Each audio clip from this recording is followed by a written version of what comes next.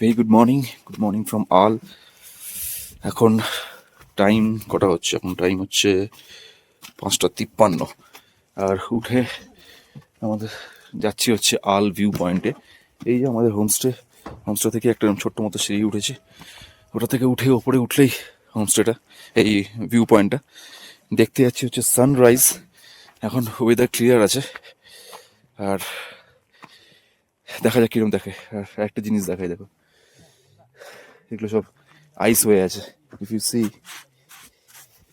সব বরফ জমে গেছে। আমাদের গাড়িগুলোর কি অবস্থা দেখতে হবে। Now, look at this.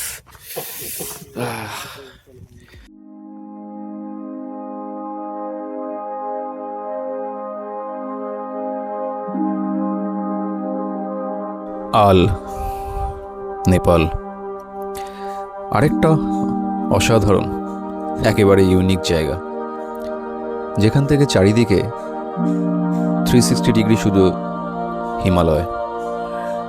যেদিকেই তাকান শুধুই পাহাড়, শুধুই মহিমা।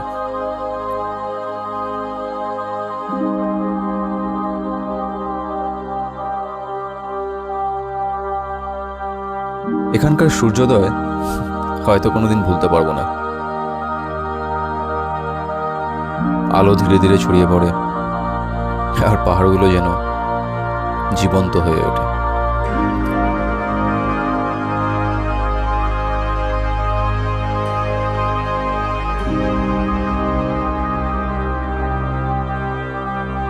এই মুহূর্তটা, এই দৃশ্যটা চিরদিনের জন্য মনে থেকে যাবে।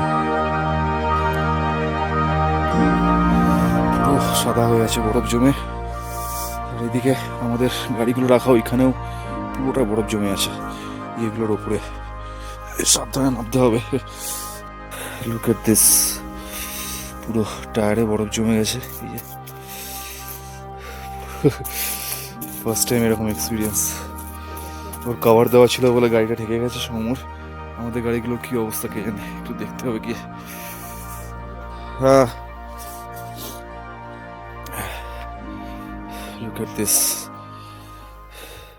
একটা মোটা প্রলেপ পড়ে আছে বরফের। পুরো মাটিটা, ওপেন জায়গাটা যেটা কালকে গ্রিন ছিল, সেটা এখন পুরো সাদা হয়ে আছে।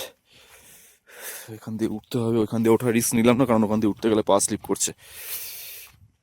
এখন চিন্তার বিষয় হচ্ছে যে আমরা এখান থেকে গাড়িগুলোকে নামাবো কি করে। And look at this view, and this is majestic. কথা হবে না এই ভিউটার। উফ, এই হচ্ছে সবার গাড়ির অবস্থা। পুরো, এই my black beauty, yes. Oh my goodness, পুরো বরফ জমে আছে একদম, সব কটারই তাই। উফ, চলো সানরাইজ হয়ে গেছে। আজকে আমাদের হাতে টাইম নেই একদম, কারণ আমাদের অনেকটা রাস্তা যেতে হবে। আজকে সান্দাকফু হয়ে আমরা নিচের দিকে নামবো, তার মধ্যে বিভৎস কিছু রাস্তা আছে যেটা নর্মালি সান্দাকফুর জন্য বলে থাকে, সেই রাস্তাগুলো এখনো বাকি আছে। আমরা উল্টো দিক দিয়ে উঠেছিলাম দেবের হিসাবে, আর ওর থেকেও খারাপ রাস্তা পেরিয়ে এসেছি, বাট স্টিল এখন আমরা ডাউন হিল যাবো, and that to that kind of a road, it will take time. আর আমরা চাইছি আজকে একদম ডিরেক্ট নেমে নেপাল থেকে বেরিয়ে যেতে, তো সেই জন্য যত তাড়াতাড়ি সম্ভব বেরোতে হবে। এখন গিয়ে জাস্ট প্যাকিং করবো, লাগেজ মাউন্ট করবো, ব্রেকফাস্ট করবো, বেরোবো।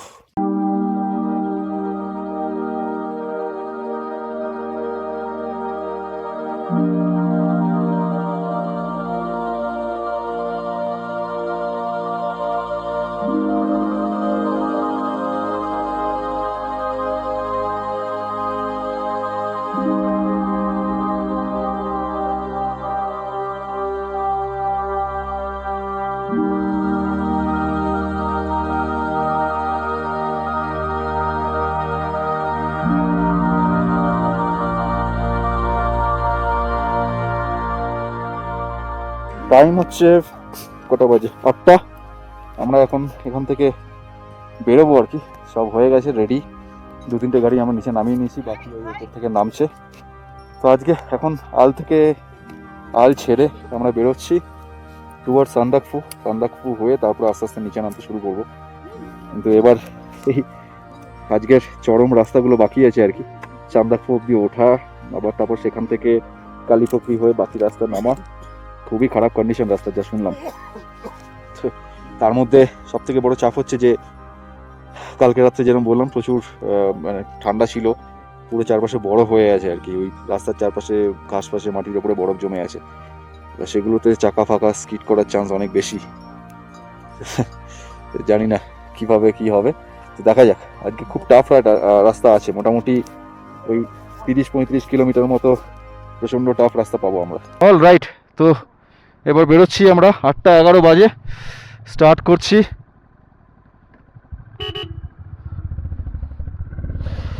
এই খতরনাক রাস্তাটা দিয়ে শুরু করি, দেখি কীরকম কি হয়।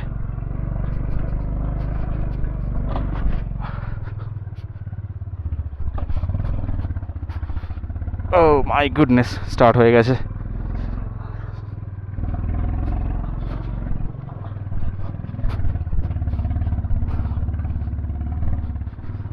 আরে লাভলি, চলো বেরিয়ে গেছি। মাই গুডনেস, বহুত খারাপ অবস্থা ছিল জায়গাটার। এবার দেখা যাক সামনে কি কি আছে। ওই এখন চাপ হচ্ছে যেরকম বললাম, গাড়ি আসবে এদিক ওদিক থেকে, প্রচুর ট্যুরিস্ট ভেহিকেল আসবে, প্লাস এই রাস্তা ধরে লোকে যারা ট্রেক করতে যায় তারাও যায়, তো সেই জন্য একটুখানি রিস্কি তো আছে। এই যে দাঁড়িয়ে পড়তে হয়েছে, আবার প্রত্যেক মোমেন্টে দাঁড়াতে হবে। Look at the view from here, oh my goodness, look at the stiffness. এরকম নেমে এক টানে অতটা উঠতে হবে। Don't know how to go there. ওরে বাবা, এটা তো বিচ্ছিরি অবস্থা সামনেটা।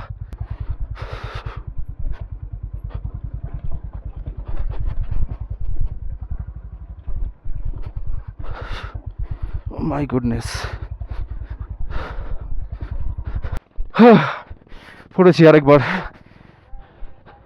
বাজে জায়গা। এমন অবস্থা, একটা পাথর সরে গেল দুম করে, এবারে গেল। All right, at last achieved, we have rich Sandakphu. এই আল থেকে সান্দাকফু রাস্তাটা 1.5 কিলোমিটার হলে কী হবে, মারাত্মক বাজে অবস্থা, মারাত্মক।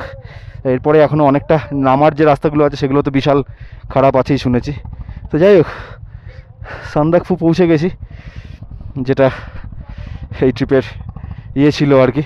ফালুটটা হলো না বিকজ অফ দ্য রিজনকে, ফালুটের ব্রিজটা ভেঙে গেছে, ফালুট যাওয়া বন্ধ এখন, আদারওয়াইজ ওটাও ট্রাই করতাম আমরা।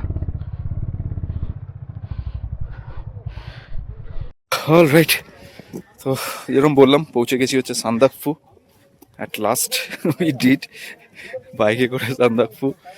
এবার পুরো নামাটা শেষ হয়ে প্লেন ল্যান্ডে পৌঁছলে তবে বলতে পারবো যে সাকসেসফুলি কমপ্লিটেড ট্রিপটা।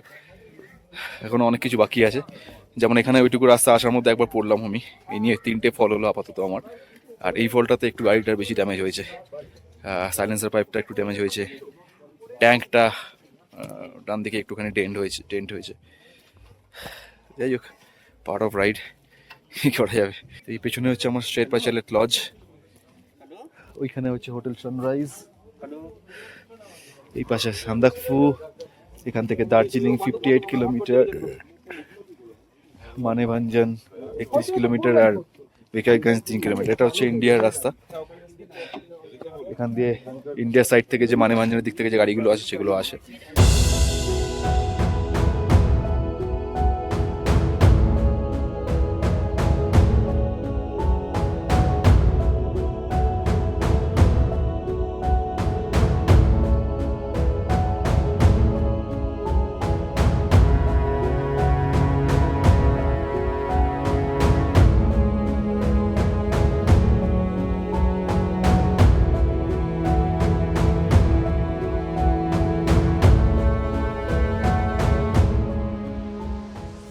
ওয়েল, এই হোটেল সানরাইজের সামনে দাঁড়িয়ে, সামনে কাঞ্চনজঙ্ঘা এই যে,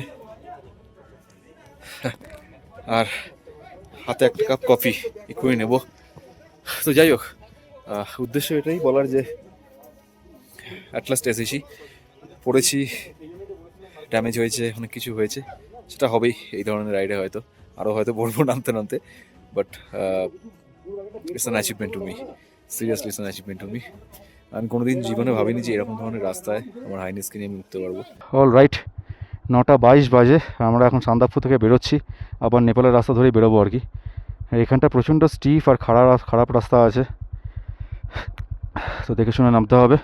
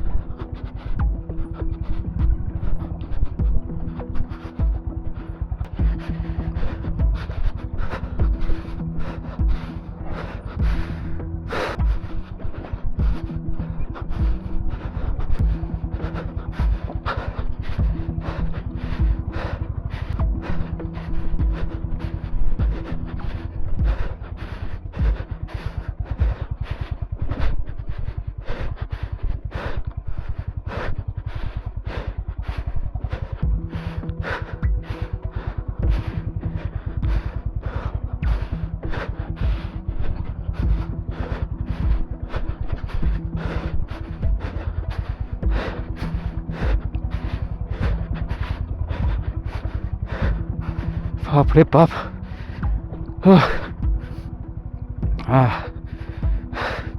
my goodness, my goodness.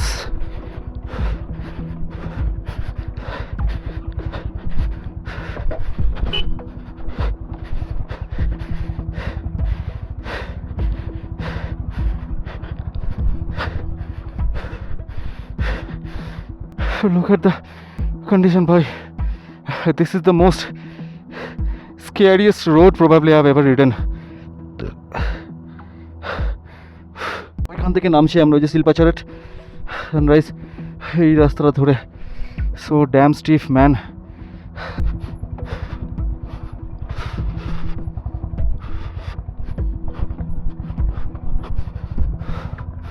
Oh my goodness.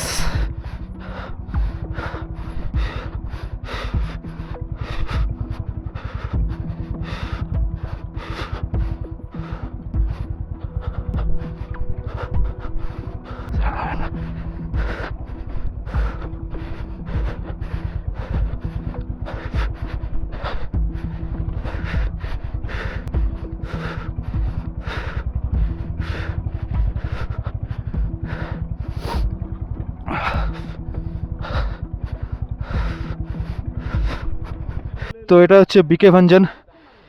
এই যে জায়গাটা দেখতে পাচ্ছ, এই যে রাস্তাটা, এটা ইন্ডিয়ার রাস্তা, এটা যাচ্ছে হচ্ছে কালীপুখরি, এইদিকে রাস্তাটা যাচ্ছে হচ্ছে সান্দাকফু, আর আমরা হচ্ছে নেপালের রাস্তায়। এই নেপালের রাস্তা দিয়ে ঘুরে আমরা কালীপুখরির দিকে যাব। এই দুটো রাস্তা গিয়ে মিলে আবার কালীপুখরিতেই মিলবে। তো এই হচ্ছে ঘটনা।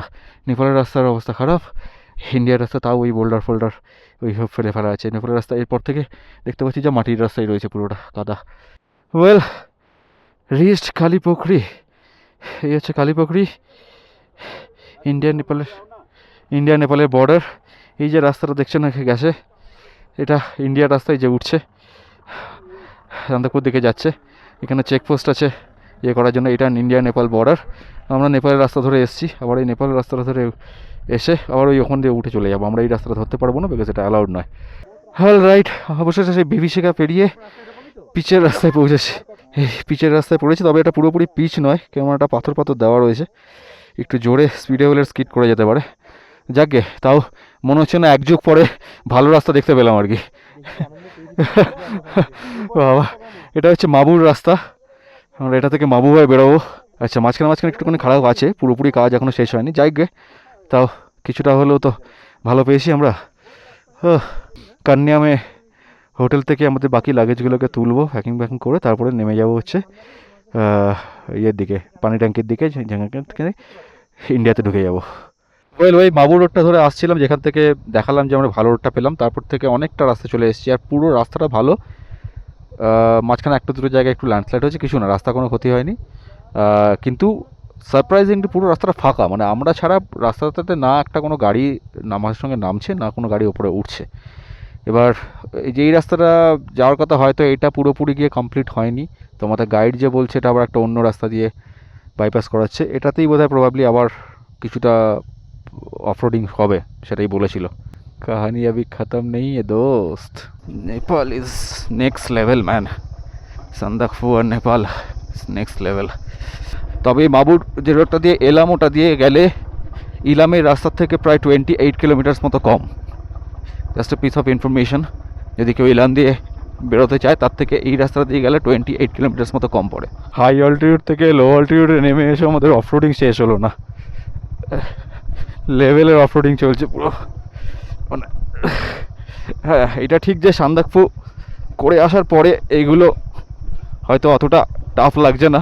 মাঝখানের ওইটুকু সময় জন্য একটা টার্মাক পেয়ে আমরা কি খুশি না হয়েছিলাম, কিছুক্ষণের জন্য থাকলো ব্যাপারটা, তারপরে আবার এখন তো এই ধরনের রোডগুলো যেন নর্মাল হয়ে গেছে আমাদের কাছে, এরকম ধরনের ফিল হচ্ছে।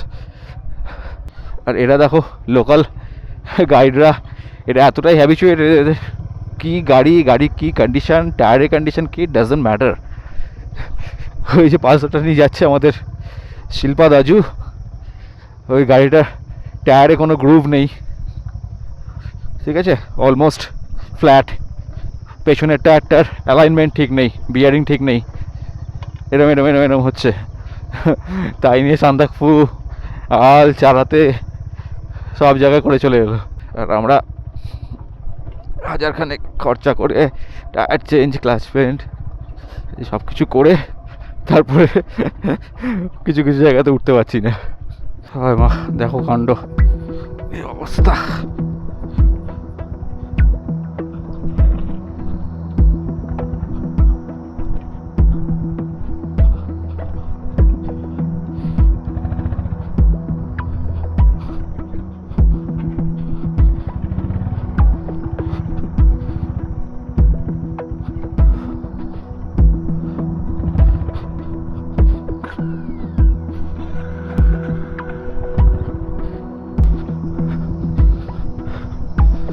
কতটা খাড়া দেখো এগুলো,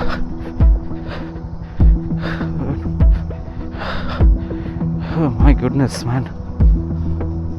শিল্পা দাজুর এদের লোকাল হিসাবে 5-6 কিলোমিটার রাস্তা নাকি, সে 5-6 কিলোমিটার রাস্তা এখনো শেষই হচ্ছে না। আর রাস্তার অবস্থা দেখো, এটাকে কোন অ্যাঙ্গেল থেকে কেউ রাস্তা বলবে।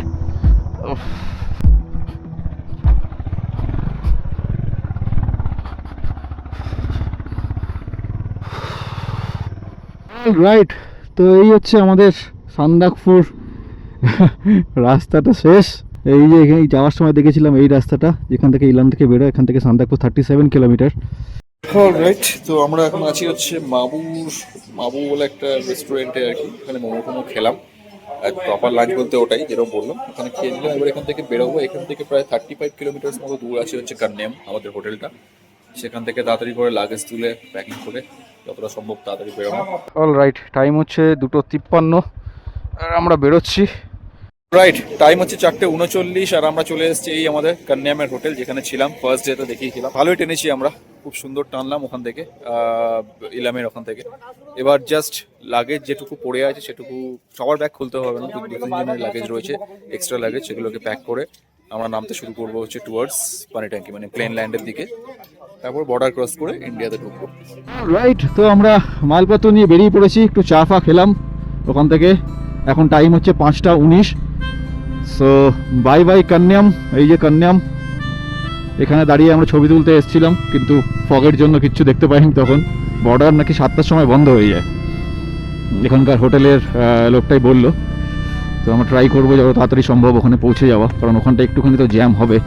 অল রাইট, তো চলে এসেছি আমাদের নেপাল ইন্ডিয়া বর্ডার। এবার বেরোচ্ছি ইন্ডিয়ার দিকে, and we are again in India, back to India. বেরিয়ে গেলাম নেপাল থেকে। ঢুকে গেছি হচ্ছে আজকের আমাদের stay Krishna farms in Bagdogra. কিন্তু এ ঢোকার পরেও এখানে অফরোডিং করতে হচ্ছে। কি অবস্থা আমাদের এই ট্রিপের, বাবা বুঝতে পড়ে যাচ্ছিলাম এক্ষুনি, কেস করেছে। যাকে so this is Krishna farms, আমাদের আজকের রাত্রে আর কালকের রাত্রের ঠিকানা। এখানে জাস্ট রিল্যাক্স করার জন্য থাকছি, পরশু দিনকে এখান থেকে বেরোবো আমরা।